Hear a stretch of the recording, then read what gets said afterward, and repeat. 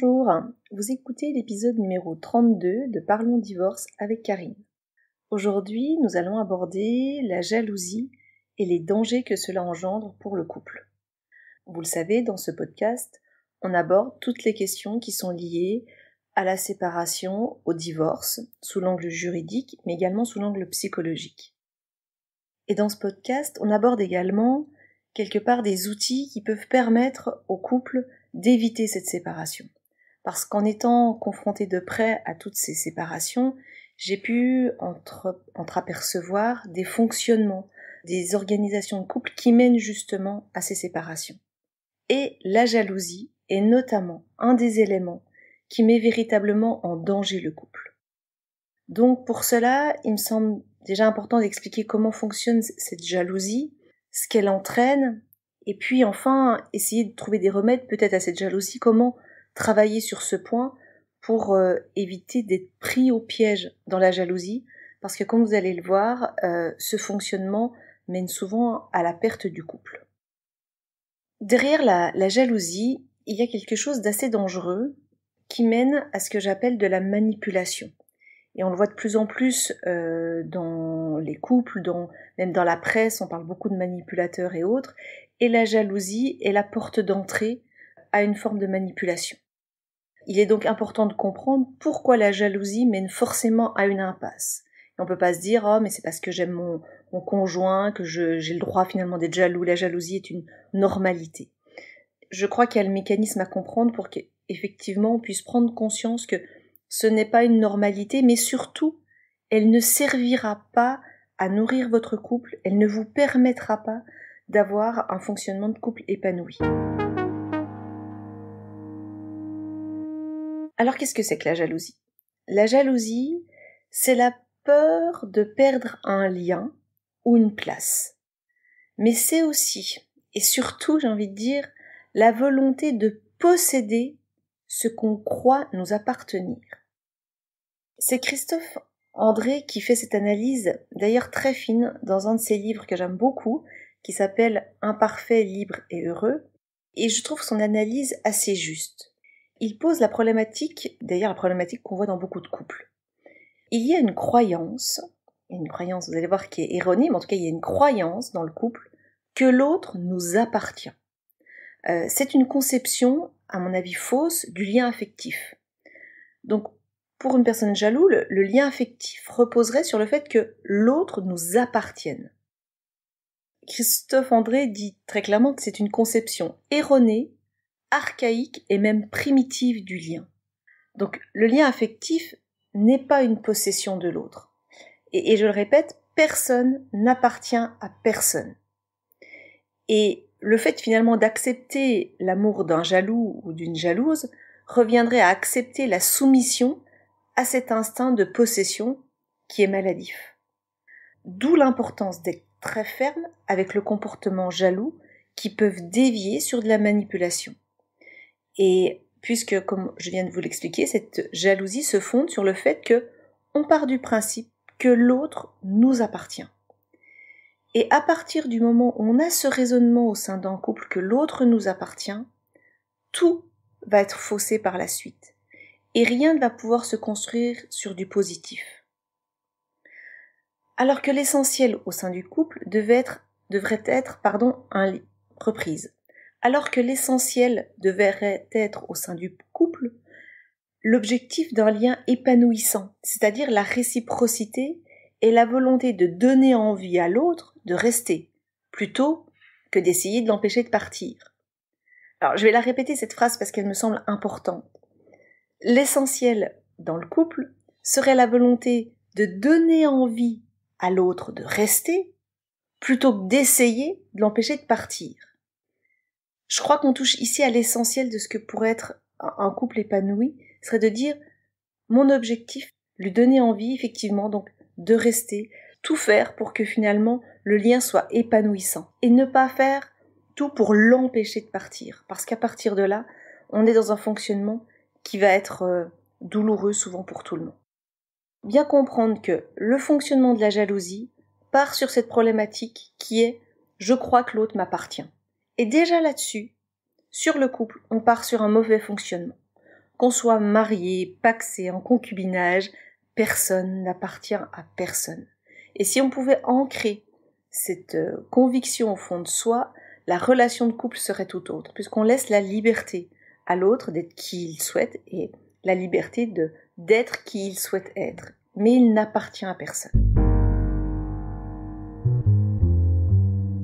Alors derrière la jalousie, il faut savoir qu'il y a une douleur. Le jaloux n'est pas jaloux par plaisir, ça révèle véritablement une souffrance et qui va même provoquer de l'anxiété chez la personne. Donc la personne jalouse n'est jamais véritablement bien et heureuse.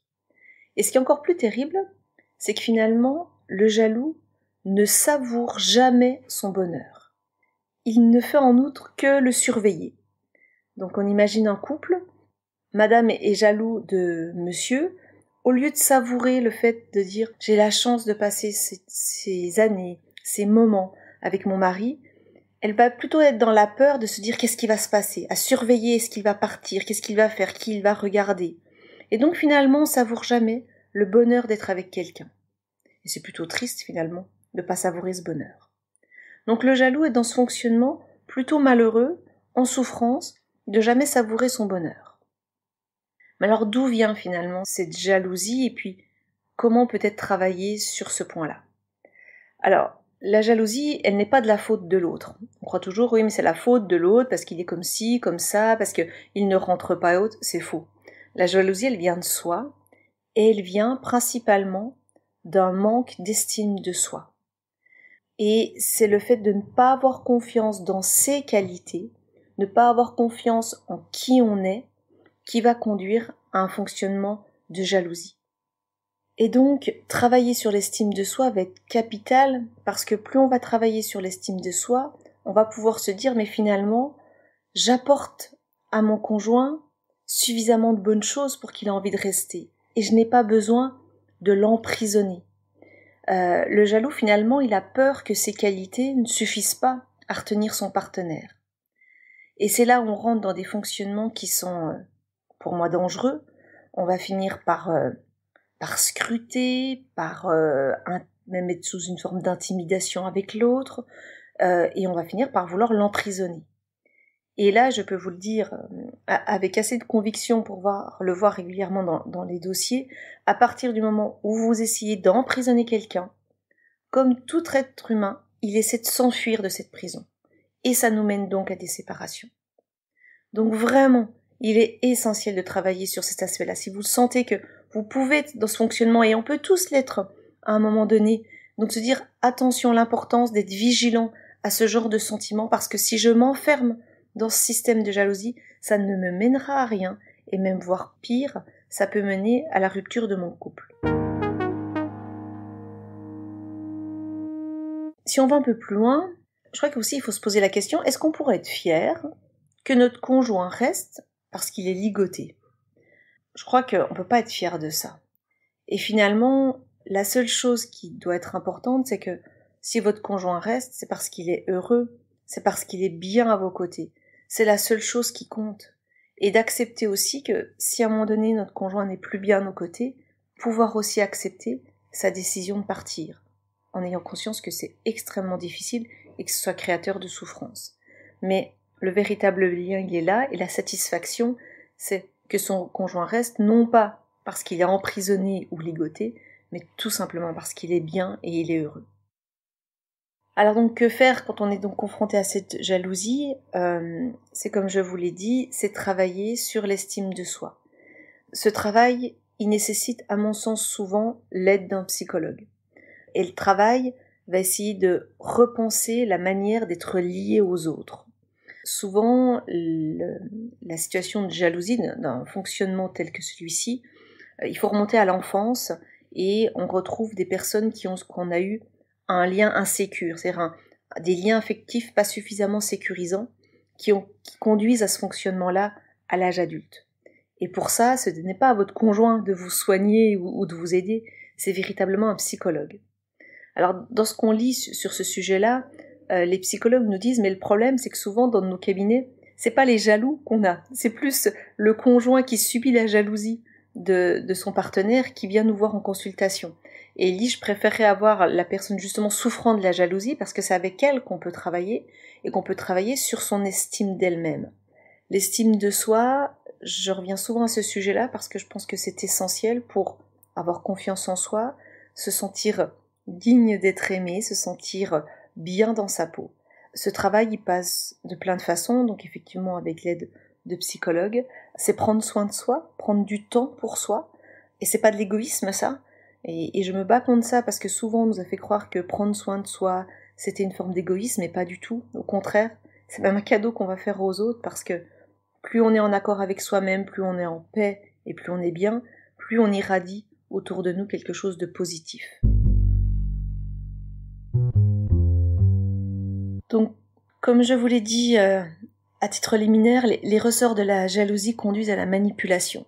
Et de plus en plus, ce sujet, vous le voyez, partout, fait peur. La manipulation est un sujet qui inquiète. Être victime de manipulation fait extrêmement peur. Et je pense que c'est important de rappeler ces principes que aimer, ce n'est pas posséder. Et lorsqu'on ressent, alors lorsqu'on est entre guillemets victime de cette forme de manipulation, pouvoir mettre des mots dessus et surtout ne jamais rien tolérer en fait sur ce sujet-là. Parce que si on commence à accepter une petite forme de jalousie, même jalousie vis-à-vis des amis qui nous entourent, il faut dire que tout ceci monte crescendo. Et dès le départ, il faut enrayer ce système. Il faut avoir la force de pouvoir dire non, je n'accepte pas ce comportement. J'ai la liberté de voir des amis, j'ai la liberté de parler à qui je le souhaite. Parce que sinon, tout doucement, on rentre dans un fonctionnement, puis c'est très insidieux. La jalousie, elle peut monter crescendo. Au début, on se dit, oh bah c'est normal, c'est juste parce que il est amoureux ou attaché. Mais on en arrive à un fonctionnement qui ne devient pas sain. Cette notion dans la relation humaine, pour moi, elle devrait être enseignée partout parce qu'elle est importante dans notre relation à l'autre. Et ce fonctionnement, à mon sens, on peut aussi le transposer dans nos relations avec nos enfants. Et aimer nos enfants, c'est aussi les laisser libres d'être qui ils veulent être et de bien garder en tête qu'ils ne nous appartiennent pas. Et même si nos enfants, que nous les aimons, pareil, il n'y a pas d'appartenance. J'espère que ce sujet vous a intéressé. Si vous avez des questions ou des interrogations, vous pouvez m'envoyer un mail via notre site www.granvel-avocat-pluriel.fr. Sur ce site, vous retrouverez l'ensemble des podcasts. Vous pouvez également retrouver sur Apple Podcasts, Deezer ou Spotify l'ensemble des podcasts Parlons Divorce avec Karine. Je vous remercie pour votre écoute et à la semaine prochaine.